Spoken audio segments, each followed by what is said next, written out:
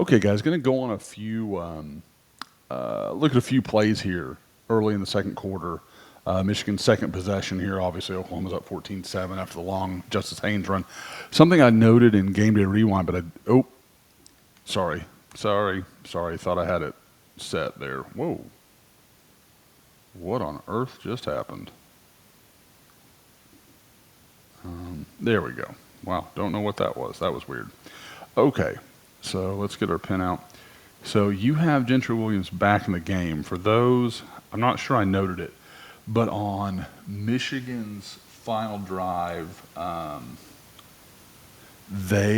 the first half, Williams goes out after he looked like he got hurt on a third down that Michigan converted, a third and short, and then he was out for one more play, and then he was off the field, and you didn't see him again the rest of the half. Now he comes back out. I got to take that as a good sign that there's optimism for whether he's needed against Temple. I think that's a fair question, but it would lead me to believe that like maybe Auburn rolls around, he's going to be back out there. But anyway, this play is about Marvin Jones and his quickness. Something I want you to know, it's something I see on tape a lot. This has nothing to do with the play, just the physical marvel some of these guys are. Look at Marvin. His shoulders are higher than his butt right now. Part of that is because he is extremely long-armed, like just crazily so. So I think that stuff's amazing, kind of just how some of these guys are put together, and obviously his genetic gifts from his father are pretty impressive. His dad, for those who don't remember, just an unbelievable player. Anyway, so this is just a strong play. So you've got the tackle here who's going to try to seal Jones. Tight end's going to pull. This guy's going to flash at McKenzie, and you've got a lot of down blocking stuff here. And then the guard's going to, I'm not even sure. Are they expecting the tight end to come around and pick up R. Mason? Wow, that's a choice. I think I would have liked to have seen that play out, even if Marvin Jones doesn't track that down.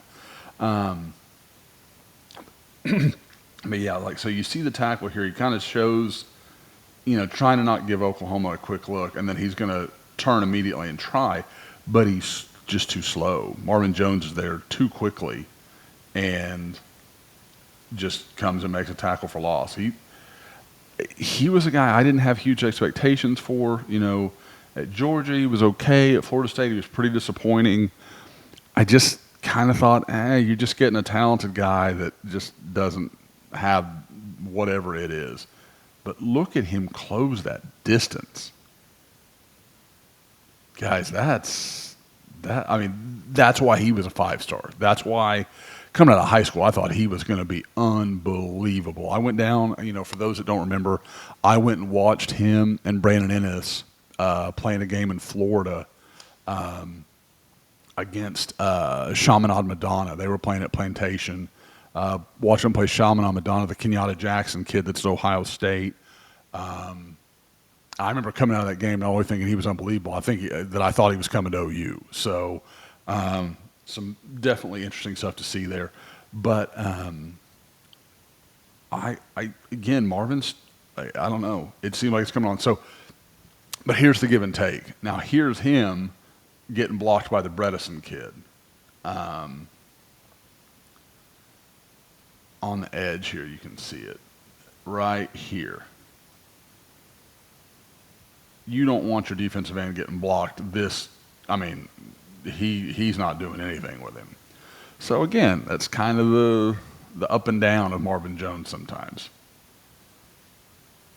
Look at Dominic Williams out there chasing pretty good. Look at him right here. Watch him track this.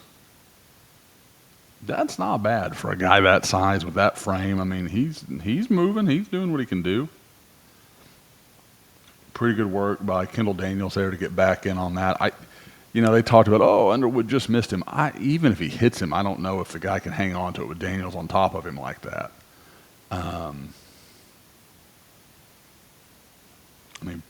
Pretty well covered by OU here. And this play, I had looked at these a little earlier in the evening. I'm trying to remember what it was I wanted to note about each one of them. This one, Marvin, David Stone's the primary guy here, and I'm going to have some clips on him, and we'll talk about him a little bit later, because I'm kind of putting something together. But I do want you to watch Marvin Jones here, up at the top. He reads it. Look at it. I mean, again, to be that big and that long and chasing stuff down, man, just truly impressive. Truly, truly impressive. All right.